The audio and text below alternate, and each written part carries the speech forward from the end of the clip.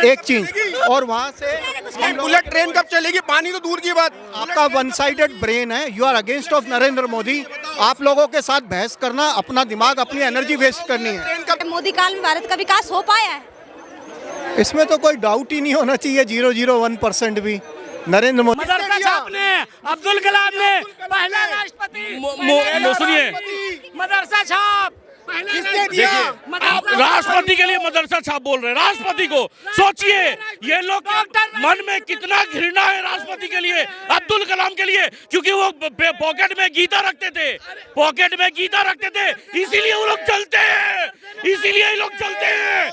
कहाँ के रहने वाले बताइए? इंडियन, हिंदुस्तानी, दिल्ली के। सर, हमारा सवाल है, क्या मोदी सरकार भारत में विकास कर पाई है? क्या मोदी काल में भारत का विकास हो पाया है? इसमें तो कोई डाउट ही नहीं होना चाहिए, 0.01% भी। नरेंद्र मोदी जी के बारे में पूछ रहे हैं ना, ये जो उन्होंने 2014 से जब से पद संभाला है, तो विकास क्यों नहीं हो रहा है? चैलेंजेस थे, सबसे बड़ा चैलेंज जो था नोटबंदी। नोटबंदी करने के बाद क्यों नोटबंदी करी गई? बिकॉज पाकिस्तान में नकली नोट की करेंसी उनकी कमर तोड़ी, डिजिटाइजेशन आया।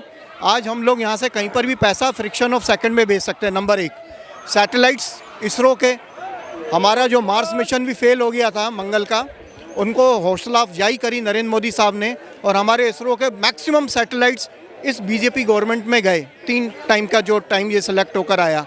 देन ओलंपिक्स ले लो, इन्होंने स्पोर्ट्स वालों के लिए हौसला अफजाई करी, एम्स खोले, कोरोना को टैकल किया, ऑक्सीजन बाहर से मंगवाई। इवन दो रतन टाटा के टाइप से ऑक्सीजन के प्लांट्स बने हैं यहाँ पर, इवन दो बैंकिंग फैसिलिटीज़ गरीबों तक उन लोगों ने पहुँचाई है यहाँ पर, और हमारे मैक्सिमम नंबर ऑफ एयरपोर्ट्स बने, और ऐसी जगह बने जहाँ मुमकिन ही नहीं था बनना।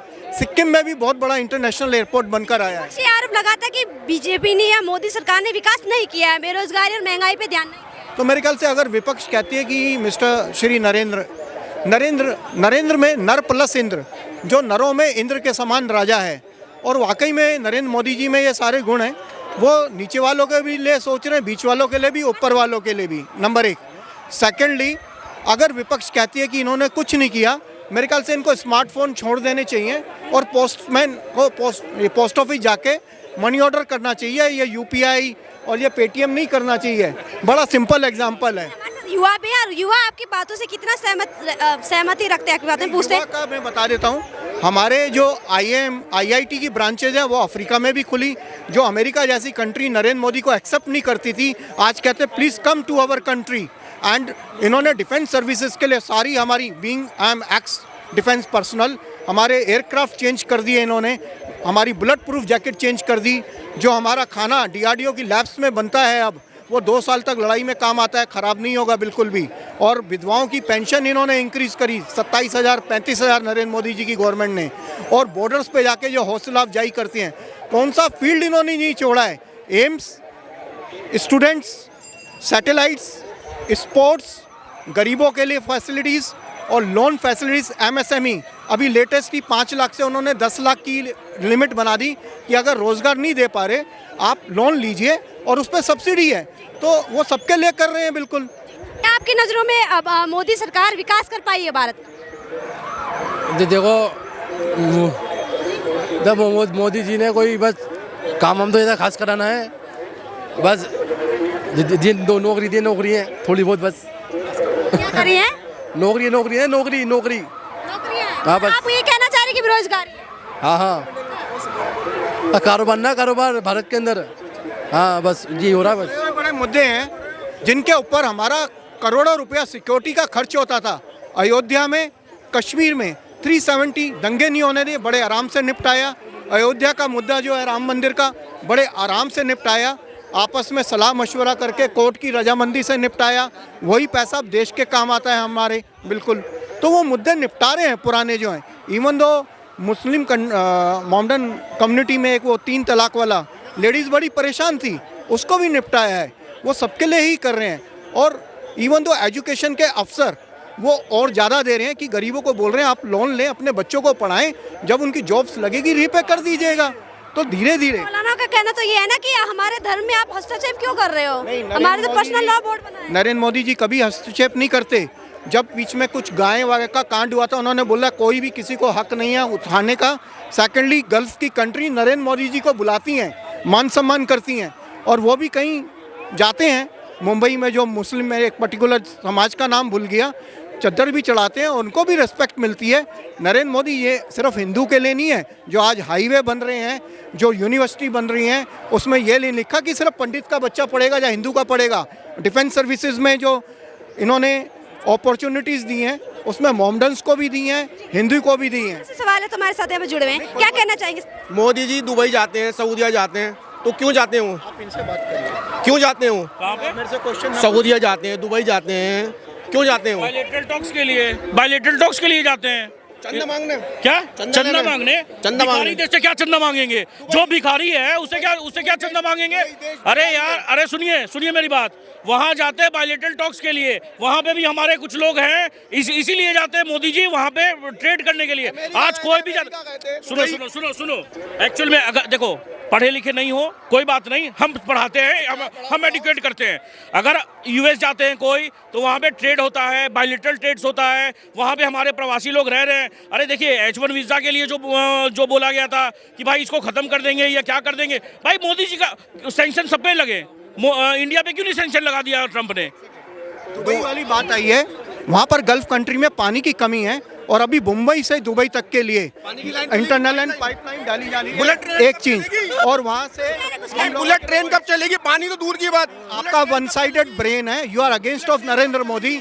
आप लोगों के साथ बहस करना, अपना दिमाग अपनी एनर्जी वेस्ट करनी है। ट्रेन कब चलेगी? बुलेट ट्रेन, पानी तो दूर की बात। सर कह रहे हैं कि आप वन साइड दिमाग को लेके चल रहे हैं। वन साइड की बात नहीं है, दुबई से तो मदरसों में आज उर्दू के अलावा कंप्यूटराइजेशन आया है, इंग्लिश आई है, और बीजेपी गवर्नमेंट यूपी में खासकर उनको वजीफे दे रही है सिलेक्टेड लोगों को, और उनको बोला जा रहा है आप अपने इल्म, अपने जो धर्म की पढ़ाई है मदरसों में कराएं, लेकिन साथ साथ जो मॉडर्न एजुकेशन है वो भी दें। वो इसी गवर्नमेंट के द्वारा संभव हुआ है। तो स्कूल अब दिल्ली में कब से बनेंगे? और ये सिर्फ मजाक उड़ाना चाहते हैं। Narendra Modi is the first ever prime minister जिन्होंने डिफेंस सर्विसेज के लिए किया है। सवाल तो कर रहे हैं ना कि स्कूल और कब बनेंगे? सुनिए ये सर एक सेकंड, जिनको लगता है ना कि देश में कुछ नहीं हुआ, एम्स कितने थे? एक एम्स थे, सिंगल एम्स। नहीं सुनिए ना, मैं बताता हूँ, इनको नहीं पता है कहाँ से है, ये हमें भी पता है, मदरसे से पढ़े हुए हैं, नहीं पता है इनको कुछ। 24 एम्स है अभी टोटल, जिसमें 20 फंक्शनल है, ठीक है। IIT कितने थे? 7 IIT 2014 के पहले, अभी 23 IIT है। रोड 60%। यूपी वाले दिल्ली एम्स क्यों आते हैं? यूपी में क्यों नहीं जाते? तो यूपी देखिए, यही लोग बांटेंगे, यही लोग काटेंगे, समझे? यूपी के क्या लोग इंडिया के नहीं है क्या? दिल्ली क्या इंडिया से बाहर है क्या? बनाए हैं यूपी में कितने बाहर है एम्स क्या हैं? इंडिया से? यूपी में कितने एम्स इंडिया हैं? बाहर है, दिल्ली बाहर है क्या इंडिया से? क्यों नहीं आएंगे लोग?